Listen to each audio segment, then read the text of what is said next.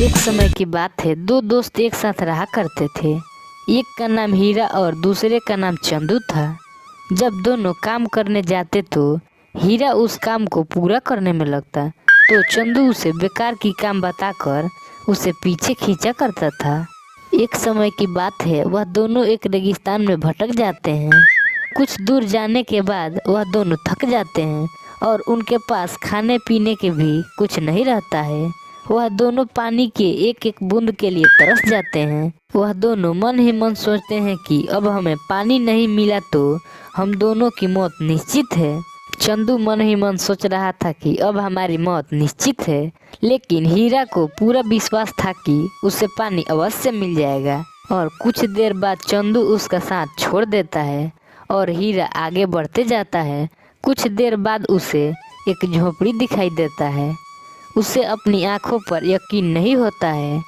फिर वह पानी पीने के लिए झोपड़ी की तरफ बढ़ने लगता है।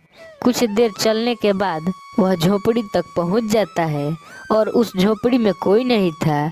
वहाँ पूरा सुनसान था, मानो सालों से वहाँ कोई ना भटका हो। फिर भी पानी की उम्मीद में हीरा झोपड़ी के अंदर जाता है। अंदर का नज़ारा देख उसे अपनी आंखों पर यकीन नहीं हुआ। वहाँ एक हैंडपंप लगा था। फिर हीरा बहुत खुश हो जाता है। पानी का प्यासा हीरा हैंडपंप तेजी से चलाने लगता है, लेकिन हैंडपंप तो कब का सूखा हुआ था। हीरा उदास हो जाता है। उसे लगता है कि अब उसे मरने से कोई नहीं बचा सकता। तभी उसे झोपड़ी के छत से बंधी पानी का बोतल दिखाई देता है। वह किसी तरह उतार कर पीने ही वाला था, तभी उसे बोतल से चिपका एक कागज दिखाई देता है।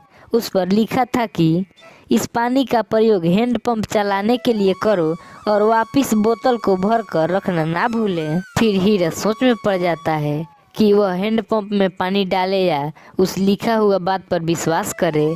उसके मन में बहुत सारे सवाल उठने लगते हैं। अगर पानी डालने पर भी पंप नहीं चला, अगर यहाँ लिखी बात झूठ हुई, और क्या पता जमीन के नीचे का भी पानी सूख चुका हो, लेकिन क्या पता पंप चल ही पड़े। क्या पता यहाँ लिखी बात सच हो। वह समझ नहीं पा रहा था कि वह क्या करे।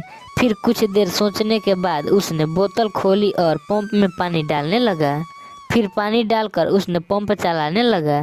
फिर पंप से ठंडा ठंडा पानी निकलने लगा। फिर वह जी भर कर पानी पिया। उसकी जान में जान आई। हीरा बोतल में पानी भर दिया और छत से बांध दिया।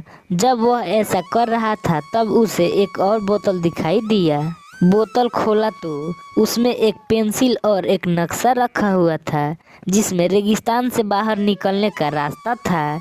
हीरा ने रास्ता को याद कर लिया और नक्शे वाली बोतल को वापस वहीं रख दिया। और नक्शे की सहायता से हीरा रेगिस्तान से बाहर निकल गया। और इधर चंदू पानी नहीं मिलने के कारण उसकी मौत हो गई। शिक्षक कोशिश करने वालों की हार नहीं होती।